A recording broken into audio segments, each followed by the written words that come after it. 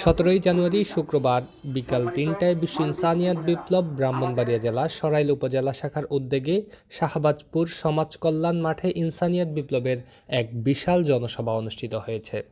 দুনিয়া বাঁচাতে হবে, আজকে সকল কিছু বিলুপ্ত হয়ে যাচ্ছে। মানুষের রুটি চিকিৎসার অধিকার নাই। আজকে পত্রিকা খুললে দেখা যায় হত্যা, দংশন, নির্যাতন। এই অবস্থা থেকে পরিত্রাণের উপায় হল ইনসানিয়াতের রাজনীতি, মানবতার রাজনীতি।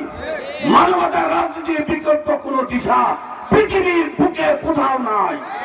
এই মানবতার মূলে হলো শানে রাসালাত, শানে নবুওয়াত, শানে বেলায়াত। ব্যাপক উপস্থিতিতে অনুষ্ঠিত এই বিশাল জনসভায় মানবতার রাজনীতির প্রবর্তক ও বিশ্ব ইনসানিয়াত বিপ্লবের প্রতিষ্ঠাতা চেয়ারম্যান আল্লামা ইমাম হায়াতের দিক নির্দেশনার আলোকে বক্তারা বলেন, গোষ্ঠীবাদী রাজনীতি সত্য মানবতার মৃত্যু, মানবতার রাজনীতি সত্য মানবতার অস্তিত্ব। বর্তমান চলমান একক ধর্মের নামে ও একক বস্তুবাদী জাতীয়তাবাদী একক গোষ্ঠীর স্বৈর রাজনীতি সমগ্র মানবমণ্ডলীকে আত্মিক, রাজনৈতিক, অর্থনৈতিক সব দিকে ধ্বংস করে দিয়েছে।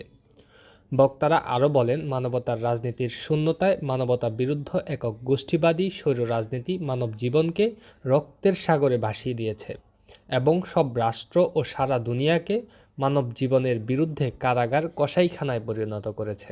মানবতার রাষ্ট্রের লক্ষ্যে মানবতার রাজনীতির ধারায় ঐক্যবদ্ধ হওয়ার আহ্বান জানান ইনসানিয়াত বিপ্লবের নেতৃবৃন্দরা।